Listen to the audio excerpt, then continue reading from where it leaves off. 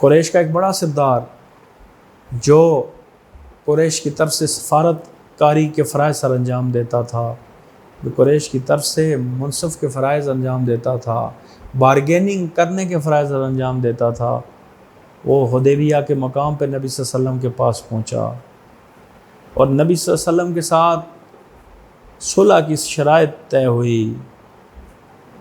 وہ ایک لمبا واقعہ ہے کہ صلح کے دوران کیا ہوا نہیں ہوا، مسلمانوں نے دب کے صلح کی۔ اب وہ واپس جب جاتا ہے تو اس کا بیان سنیں۔ وہ قریش کو بڑے عجیب انداز سے کہتا ہے، قریش مکہ، محمد کے عشاق میں نے جو دیکھے ہیں دنیا میں آج تک میں نے ایسے لوگ نہیں دیکھے۔ میں نے کیسر و کسریٰ کے دروازوں پہ درباروں پہ جا کے حاضریاں دی ہیں، اس کے سپاہیوں کو دیکھا ہے، لیکن وہ لوگ ان سے محبت کرنے والے نہیں۔ میں نے محمد کے دربار میں جو نظارہ دیکھا ہے وہ عجیب و غریب نظارہ تھا۔ محمد کا لحاف گرنے نہیں دیتے تھے اس کے عشاق، جب محمد بات کرتے تھے تو خاموشی ہو جاتی تھی، صحابہ اس کے چہروں کو دیکھتے تھے، وضو کا پانی نیچے گرنے نہیں دیتے تھے۔ خدا کی قسم تو محمد سے مقابلہ نہیں کر سکتے۔ اس کے ساتھی ایسے ہیں کہ جیسے آج تک کسی کے ساتھی پیدا نہیں ہوئے۔ اب تقاضائے نبوت، حب رسول کا تقاضا یہ ہے کہ جدھر نبی صلی اللہ علیہ وسلم کا فرمان آ جائے وہاں پہ ہماری گردن جھک جائے۔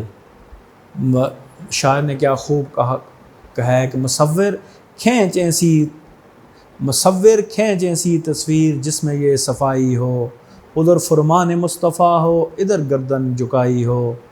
اب ہمارا عاشق رسول اپنے گھروں کو جھنڈیوں سے سجا رہا ہے، اپنے کپڑوں میں وہ سبز رنگ کی ملاوٹ شامل کر رہا ہے، اپنا اٹھنا بیٹھنا اور نعرہ رسالت سے وہ آگے بڑھا رہا ہے، لیکن اس کی زندگیوں میں کیا اسلام ہے؟ کیا وہ اپنی زندگیوں میں، اپنی معیشت میں، اپنی معاشرت میں، اپنی شادی میں، اپنے دفتر میں، اپنے کاروبار میں، اپنے معاملات میں اسلام نافذ کر چکا ہے؟ اگر عشق رسول کا دعویٰ کرنے والے اپنی زندگیوں کو نہیں بدلتے تو یہ عشق رسول نہیں، یہ محبت رسول نہیں، یہ صرف زبان سے کہنے والے مجنو ہیں۔ یہ وہ مجنو نہیں جو خون بہا سکیں، جو قربانیاں دے سکیں۔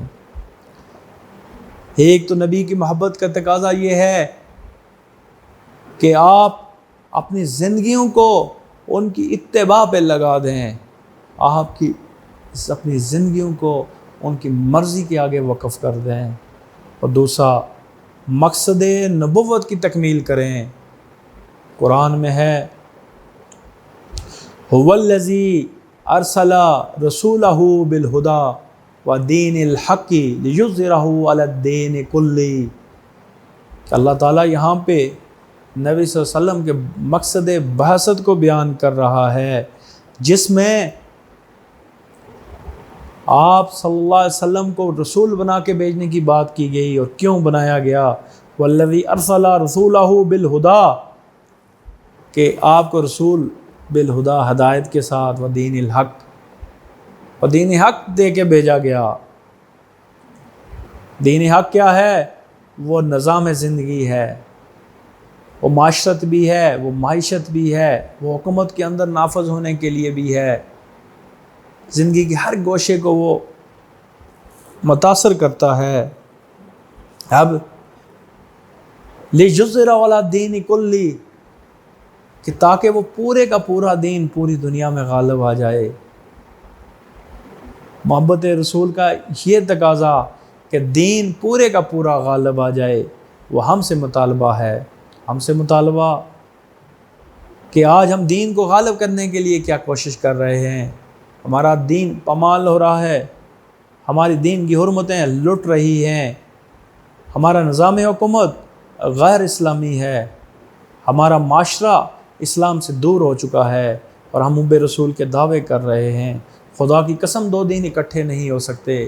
ہم کہیں کہ ہم نظام حکومت تو اور مانگیں گے، نظام حکومت تو ہمیں سیکولر چاہیے، اور دین ہمارا اسلام ہے، خدا کی قسم یہ نہیں ہو سکتا۔ دین اسلام ہے تو وہ نظام حکومت پہ بھی ہے، نظام معیشت کے اندر بھی ہے، نظام معاشرت کے اندر بھی ہے۔ آج میرا نوجوان قوم پرستی کا نعرہ لگائے، سیکولرزم کی بات کرے، اور اپنے قبیلے، اپنے رنگ اور اپنے نسل کی عصبیت میں مبتلا ہو، اور ہم کہیں کہ وہ دین اسلام کا سچا سپاہی ہے، خدا کی قسم یہ نہیں ہو سکتا۔ میرے نبی صلی اللہ علیہ وسلم کے دور میں بھی یہ واقعہ ہوا، تو نبی صلی اللہ علیہ وسلم نے فرمایا جب انصار کے کچھ نوجوانوں نے نعرہ لگایا حنین کے بعد کہ مال غنیمت میں سے ہمیں حصہ نہیں ملا، مہاجرین کو زیادہ مل رہا ہے، تو آپ صلی اللہ علیہ وسلم نے کیا فرمایا تھا؟ آپ صلی اللہ علیہ وسلم نے ایک خیمہ لگوایا، وہاں پہ ہوئے انصار کو اکٹھا کیا کہ اے انصار آپ لوگ ادھر آئیں۔ انصار کے بڑے بھی آ گئے، نوجوان بھی آ گئے۔ آپ صلی اللہ علیہ وسلم نے فرمایا کہ سنا ہے آپ لوگوں کو کوئی اعتراض ہے؟ تو بڑوں نے کہا یہ کچھ لوگ تھے، یا رسول اللہ ہم اعتراض کرنے والے کون ہوتے ہیں، یہ کچھ لوگ تھے گمراہ تھے، ہم ان کو ٹھیک کر دیں گے۔ تو نبی صلی اللہ علیہ وسلم نے فرمایا نہیں، اے قریش، اے انصار، اے قبیلہ انصار، خطابت کا اعلیٰ معیار قائم کر دیا نبی صلی اللہ علیہ وسلم نے۔ فرمایا اے انصار کے لوگوں، تمہیں پتہ ہے کہ تمہیں یہ چیز پتہ ہے کہ جب صلی اللہ علیہ وسلم نے ان سے فرمایا کہ انصار یہ سچ نہیں ہے کہ پہلے تم لوگ گمراہ تھے، میرے ذریعے تمہیں راہ ہدایت دی گئی، اے انصار تم پہلے منتشر اور پراگندہ تھے، کیا میرے ذریعے تمہیں اطاعت کی دولت سے نوازا نہیں گیا؟ اے انصار پہلے تم مفلس تھے، کیا میرے ذریعے تمہاری مدد نہ کی گئی، تمہیں دولت مند و توانگر بنایا گیا؟ تو تمام انصار نے بیک زباں ہو کے کہا یا رسول اللہ آپ درست کہتے ہیں، آپ سچ کہتے ہیں۔ اب نبی صلی اللہ علیہ وسلم نے پھر فرمایا اے قریش، تم کہہ سکتے ہو کہ محمد جب تمہاری قوم نے تمہیں جھٹلایا تو ہم نے تمہاری تصدیق نہ کی، اے محمد جب تمہارے قبیلے والوں نے تمہیں نکال دیا کیا ہم نے تمہیں پناہ نہ دی، اے محمد جب تم مفلسی کے ساتھ تھے کیا ہم نے تمہاری مدد نہ کی؟ اور قبیلہ انصار تم یہ بات کہتے جاؤ، میں تمہاری تصدیق کرتا جاؤں گا، خدا کی قسم تم درست کہہ رہے ہو۔ لیکن اے انصار کے لوگوں، لوگ بھیڑ بکریاں اور مال غنیمت لے کے جائیں، کیا تمہیں یہ پسند نہیں کہ تم محمد کو اپنے ساتھ لے کے جاؤ؟ محمد تو تمہارا قبیلہ ہے، محمد تو تمہارا کنبہ ہے، مکہ والے تو چیزیں لے کے جائیں گے، میں تو مدینے میں تمہارے ساتھ رہوں گا۔ اب وہ قریش کے لوگ، انصار کے لوگ چیخیں مار مار کے رو رہے تھے۔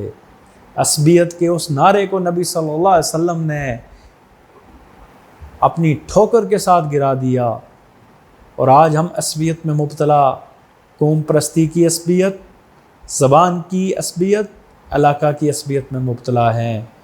ہمارا نبی تو عرب کا رہنے والا تھا، ہمارا نبی تو مکہ کا رہنے والا تھا۔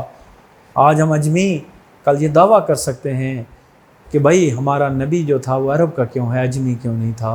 اور ظالمو، اسلام کے لیے کوئی قوم نہیں، اسلام تو پوری دنیا کے لیے ہے، نافذ ہونے کے لیے ہے۔ اسی لیے کسی شاعر نے کیا خوب کہا تھا، میری زندگی کا مقصد تیرے دین کی سرفرازی، میرے دین کا مقصد تیرے دین کی سرفرازی، میں اسی لیے مسلمان، اسی لیے نمازی، وما علینا الا البلاغ المبین۔